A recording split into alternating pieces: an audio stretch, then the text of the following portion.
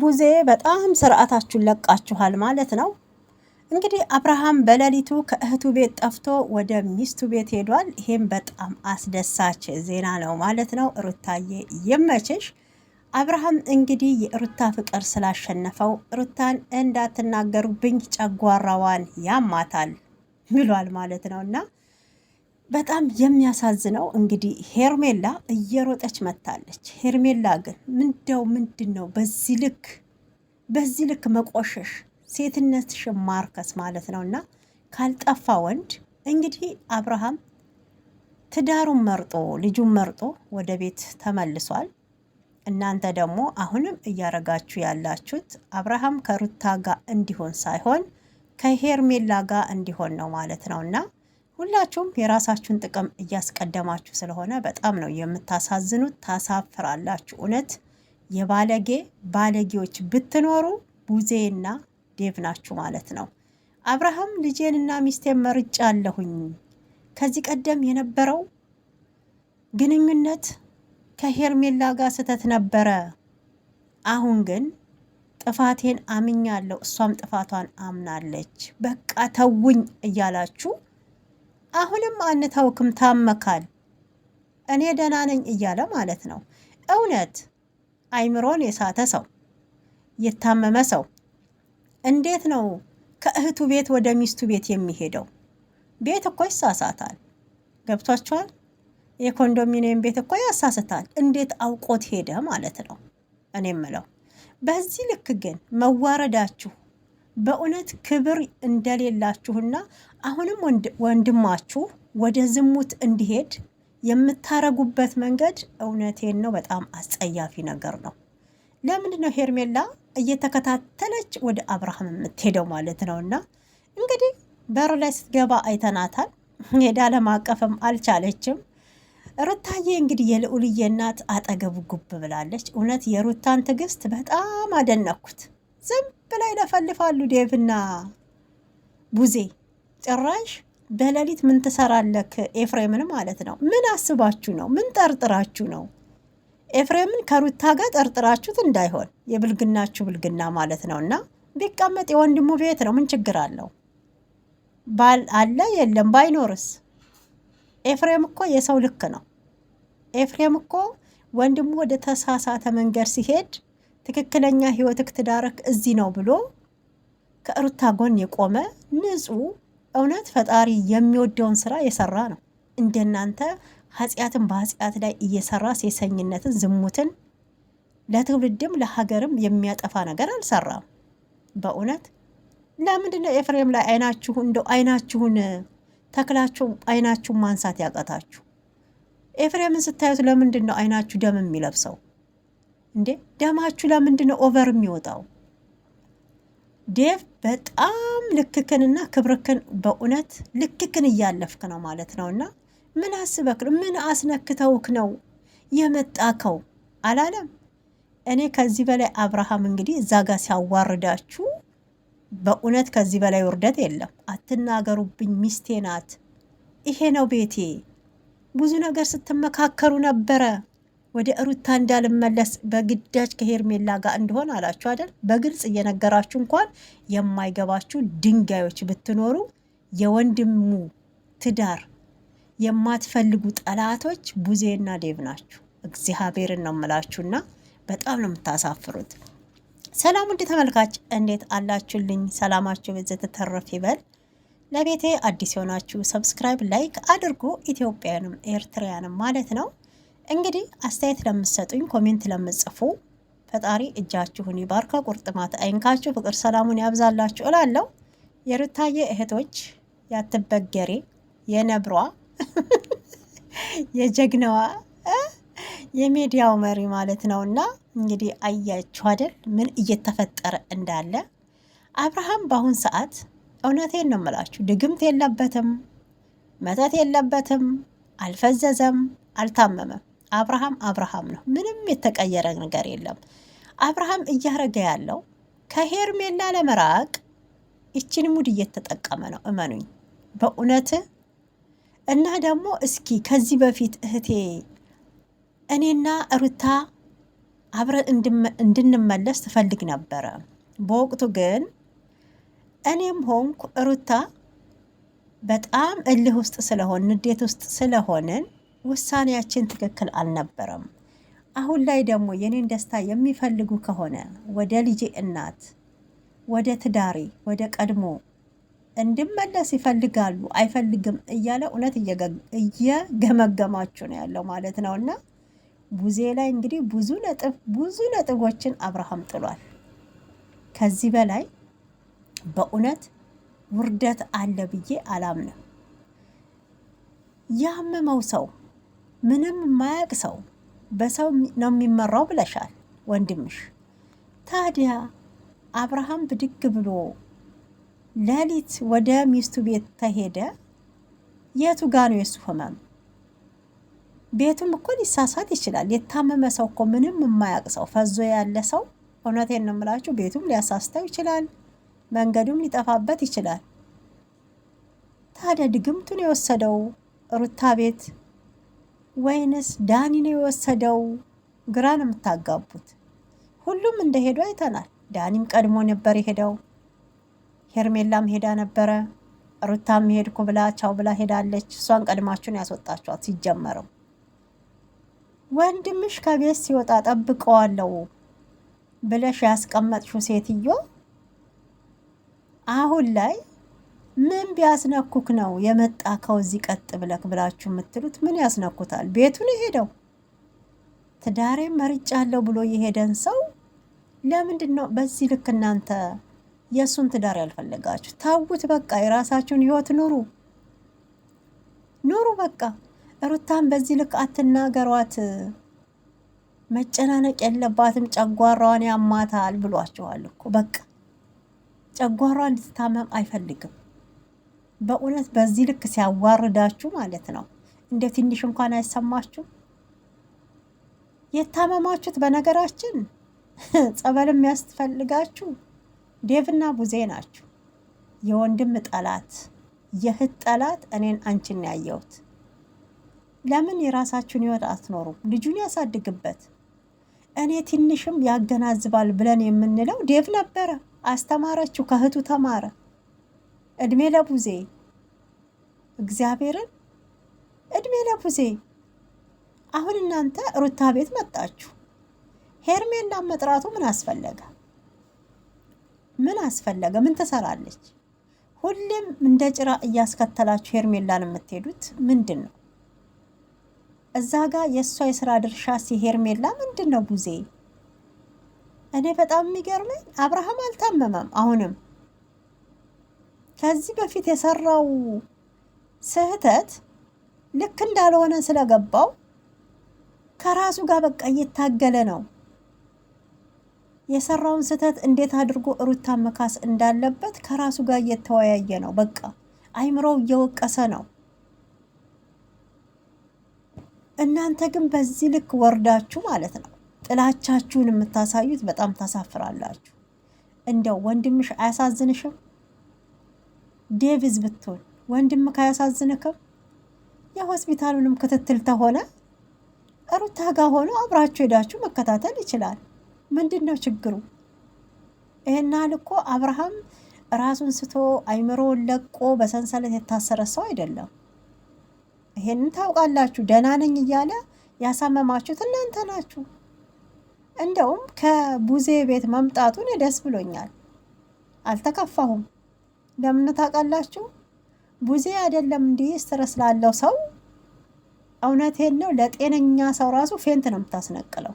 እንዴት እንደምትጮህ ለራሷ አይታወቃትም ስትጮህ ማለት ነው። እና ፌንት ነው የምታስነቅለው። መምጣቱ እንደውም ለሱ ከጩኸቱም ከግርግሩም ሰላም አለው። አሁን ትናንት አይታችሁ ከሆነ ቪዲዮ ላይ ዳኒ የለ፣ ዳኒና ሄርሜላ ሲኖሩ እዛ ጋር ያለውን ጩኸት በደብ ተመልከቱ። እስኪ በደብ ተመልከቱ።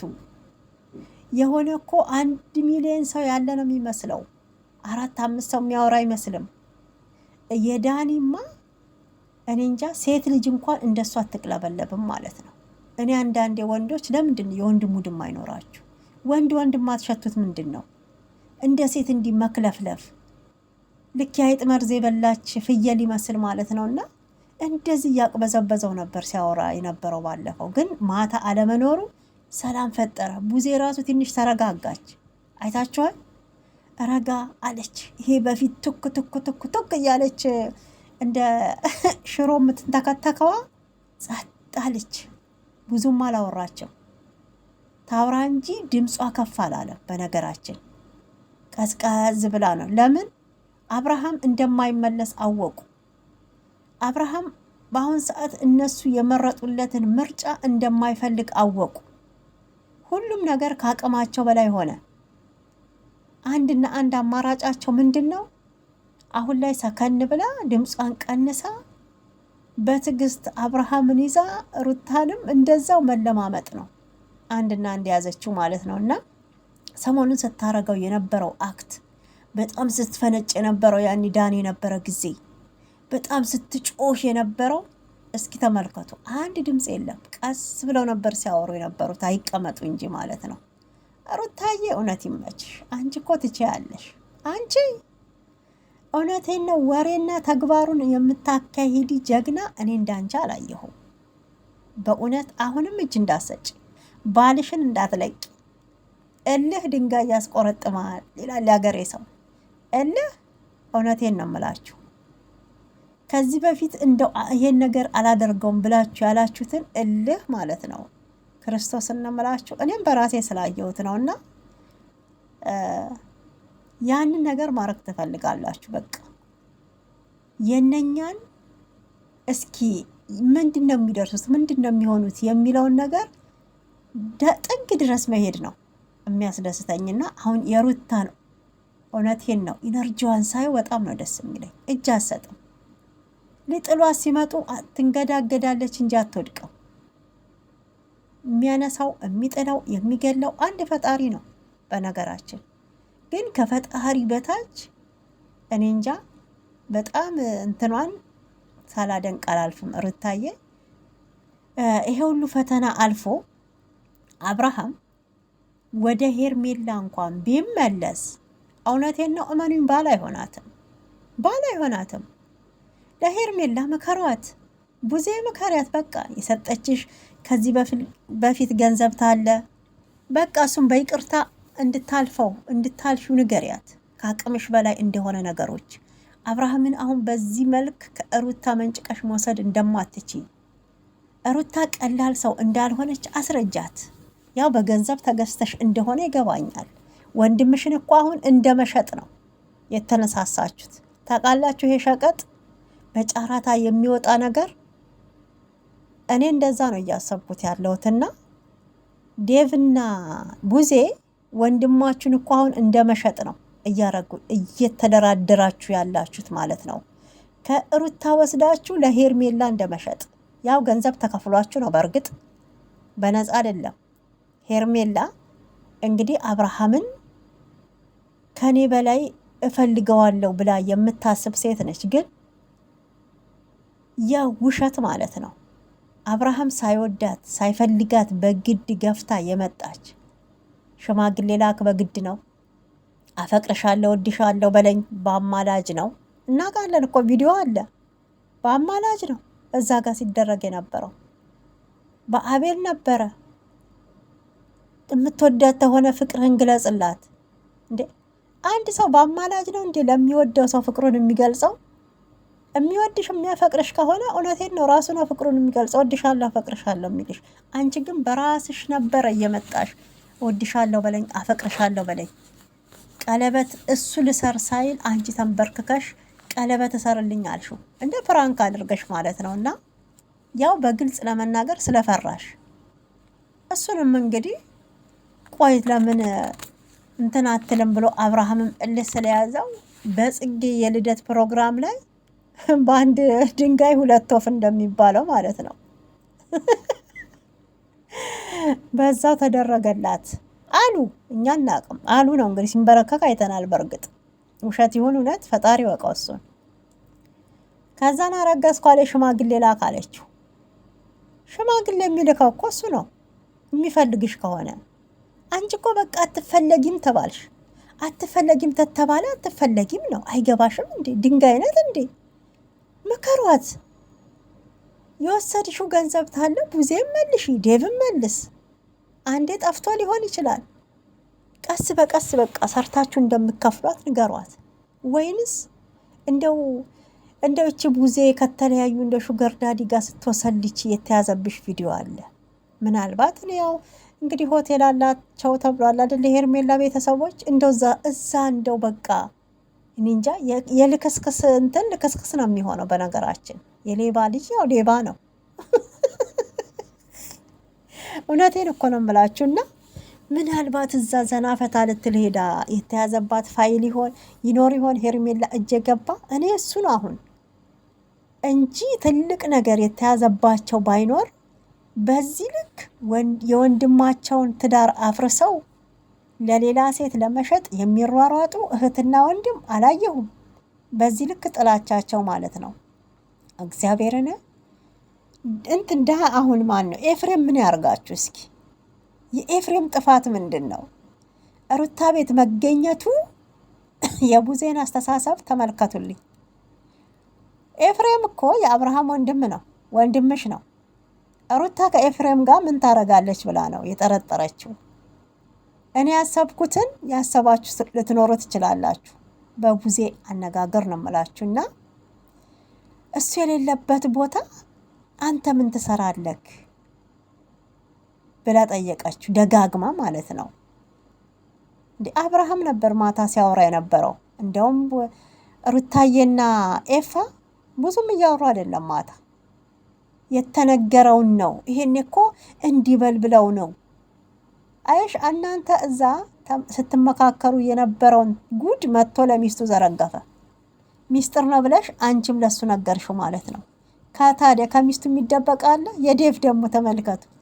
እኛ እኮ ከሚስጥር ደብቅ አይደለም፣ ግን እንዴት ነው እዛኛ የተመካከርነውን መተክ የምትነግራት? ኧረ እባክህ ምን አንተ ሄርሜላን ብታገባና ብትገላገል እንዲህ እንደ ጭራ እያስከተል ከምትመጣ ማለት ነው። አዎ እንዲህ አማላክ ከሆነ ወንድ ልጅ ነክ ልታማልል ትችላለች። ለምን የለበሰችው ልብስ ይሄ ጡቷ እዚህ ጋር ወርዶ እምብርቷ የሚታይ ነው። እዚህ ደግሞ ከላይ እንትኑ ተታች ይሄ የእጇ ማን ነው ብብቷ ምናምን የሚታይ ነው። እንግዲህ አስቡትና ያው ክፍትፍት ያለ ልብስ ነው። አማላክ ተሆነ ለምን አታገባትም? አብርሽ እንደሆነ አይፈልጋትም። አብርሽ ያለው ከሩታ ጋር ነው፣ ከልጁ እናት ጋር ነው። ደስተኛ ነኝ ብሏል። አግባት፣ ሁለተኛ ሚስት አድርጋት ተቻልክ። እኛ አይመለከተንም በእውነት። እና ደጋግማችሁ ኤፍሬምን መጠየቃችሁ ምንድን ነው? ኤፍሬም ላይ ስህተት የለም፣ በፍጹም ኤፍሬም ላይ ስህተት የለም። ስህተቱ ያለው ዴቭና ቡዜ ላይ ነው። ኤፍሬም እኮ የሰው ልክ ነው። ኤፍሬም እኮ ትክክለኛ መንገድ ወንድሙን የመለሰ ነው። ወደ ተሳሳተ ቦታ ሲሄድ ያንተ የትዳር ቦታ ህይወትክ እዚህ ጋ ነው። ድጋሜ እዚህ ጋ ህይወት እያለክ ሌላ ህይወት ለመመስረት የምትሄድበት መንገድ ትክክል አይደለም። አብርሃም ወንድሜ፣ እዚህ ጋ ልጅክ እናት አለች። ልጅክን በፍቅር ማሳደግ አለብክ ነው እንጂ ያለው። አይ ሩታን ተውና አሁን ጥላቻ በደንብ እናንተ ኤፍሬም ላይ አይናችሁ ደም የለበሰው ምን እንደሆነ ተረድታችኋል። ኤፍሬም ለምንድን ነው ከሄርሜላ ጎን ከኛ ጎን ያልቆመው ነው? ለምን ሩታን ያግዛታል? ለምንድን ነው ኤፍሬም ለሄርሜላ አብርሃም ወደ ሄርሜላ እንዲሄድ የማይገፋፋው ነው? ይሄ ነው ጥላቻችሁ።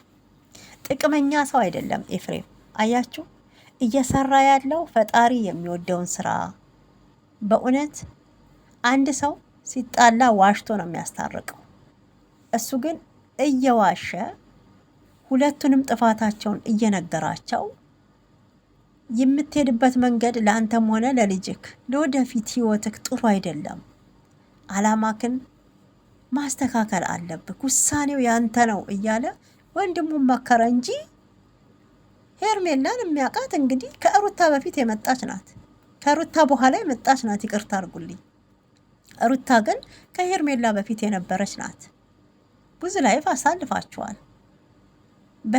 በሩታ ሰበብ ቻናል ተከፍቶላችኋል አይደል? ፈምሳችኋል። ዶላር እየቆጠረላችሁ ነው። በየወሩ ትቀበላላችሁ።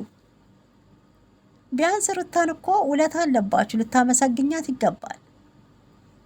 አሁንም አስረሽ ልታስቀምጪው ነው ወይ? አብርሃም ያለበት ነገር ትክክል ነው ወይ? አዎ ትክክል ነው። ሩታ ጋር ሲመጣ ብቻ ነገሮች ትክክል አይደሉም። ሄርሜላ ጋር ሲሄድ ግን በስነ ስርዓት ትክክል ነው ሁሉም ነገር። የሄርሜላ ሀላል ነው፣ የሩታ ደግሞ ኃጢአት ነው ማለት ነው በእናንተ አመለካከት። እግዚአብሔርን በጣም ነው የምታናደዱት። ግን በዚህ ልክ መውረዳችሁ ቡዜ እውነት ፈጣሪ አዋርድሽ። ከዚህ በላይ ውርደት የለም። የወንድሟን ትዳር የምትቀና በወንድሟ ጠላት የሆነች ተውት በቃ። ልጁ የራሱን ህይወት ይኖር፣ ልጁን ያሳድግበት ማለት ነው። ውድ ተመልካቾቼ እንግዲህ ቪዲዮአችን ይሄን ይመስል ነበር። ተወደዳችሁት ላይክ እና ሰብስክራይብ አድርጉ። እናንተም የራሳችሁን ሀሳብና አስተያየት መስጠት ትችላላችሁ። እኔም እንደ አንድ ተመልካች የራሴን አስተያየት ነው የምሰጠው በተለቀቀው ቪዲዮ ላይ ማለት ነው። እና ሁሉም የየራሱን ስሜት ነው የሚያንጸባርቀው ማለት ነው። እኔ አብርሃም ሩታ ቤት ስለሄደ አልተከፋሁም። ያመመው ሰው እንዴት ነው ቤቱን አውቆ የሚሄደው? ይሄንን ለእናንተ ትቸዋለሁኝ። ሄርሜላ መጥራት እዛ እነ ኤፍሬም ሩታ ቤት ዳኒን ማን ነው ዴቭ እና ቡዜ መሄዳቸውን በምን አወቀች? ተነግሯት ነው? ምን ትሰራለች? የሚጠሯትስ? ሩታን አትናገሩብኝ፣ እንድታስከፏት አልፈልግም። ብዙ ነገር እያላችኋት ነው። ጨጓራዋን ያማታል። እኔ ከሷ ጋር ደስተኛ ነኝ ብሏል አብርሃም። ይሄ ደግሞ ክፋት ነው? ክፋት አይደለም። አብርሃም ውሳኔው ልክ ነው። መተው ያለባቸው ቡዜና ዴቭ ከአብርሃም ህይወት መውጣት አለባቸው። በቃ ይተውት እስኪ። ደስተኛ ሆኖ ከልጁ ጋራ ከሚስቱ ጋራ ይሁን። በጣም አሁን አብርሃምን እያጨናነቀችው እንዲያብድ ያደረገችው ቡዜ ራሷ ናት። አንደኛ የሄርሜላ ጉትጎት አለ፣ ሁለተኛ ደግሞ የቡዜ ጩኸት አለ። የቡዜ ጩኸት እንኳን ስትረት ውስጥ ለገባ ሰው ቀርቶ ለጤነኛም ፌንት ታስበላለች። እውነቱን ስነግራችሁ ማለት ነው። ዴቭ ደግሞ እውነቴን ነው በጣም ማለት ነው ልኩን እያለፈ ነው ያለው። ልኩን እያለፈ ማለት ነው። አነጋገርክን አስተካክል። በዚህ ልክ አንተ በጣም የምናከብርክ ነበርክ፣ ግን ቡዜ አስተምራካለች። ከሷ እየባስክ ነው አሁን ያለከው። በእውነት ቀይ መስመር አልፈካል። ቀይ መስመርክን አትለፍ ከዚህ የበለጠ ማለት ነው። እና ሄርሜላ እንደው ምን ብትላችሁ ምን ብታረግላችሁ ምን አይነት ፋይል ብትይዝባቸው ነው እንደዚህ ጠበቃ ቆመው ለሄርሜላ የወንድማቸውን ደስታ እየነጠቁ ያሉት? በእውነት አብርሃምን ሩታ ሳትሆን ያሳበደችው ቡዜ ራሷ ናት ያሳበደችው። ተጠያቂዋ ቡዜ ናት እንጂ ሩታ አይደለችም ማለት ነው በዚህ ጉዳይ ላይ። ኤፍሬም እዛ ቤት መገኘቱ ደግሞ የመጠርጠሩስ እንዴት አድርገሽ ከሩታ ጋር ጠረጠርሽው? ኤፍሬም በእውነት ንጹህ ሰው፣ ለህሊናው የቆመ የሰው ልክ ነው። ፈጣሪ እውነት ከፍ ያለ ደረጃ ያደርሰው ማለት ነው። እንዳንቺ በብር ስላልተገዛ ጥቅማ ጥቅም በሙስና የምትሄዱ እህትና ወንድም ብትኖሩ ዴቭና ቡዜ ናችሁ ማለት ነው። ከዚህ በላይ ባትዋረዱ ለእናንተ መልካም ነው ብዬ አስባለሁኝ። እንግዲህ ያው ይሄን ይመስላል። ሩታዬ አይዞሽ ጀግናዋ፣ ባልሽን ጠበቅ አርገሻሽ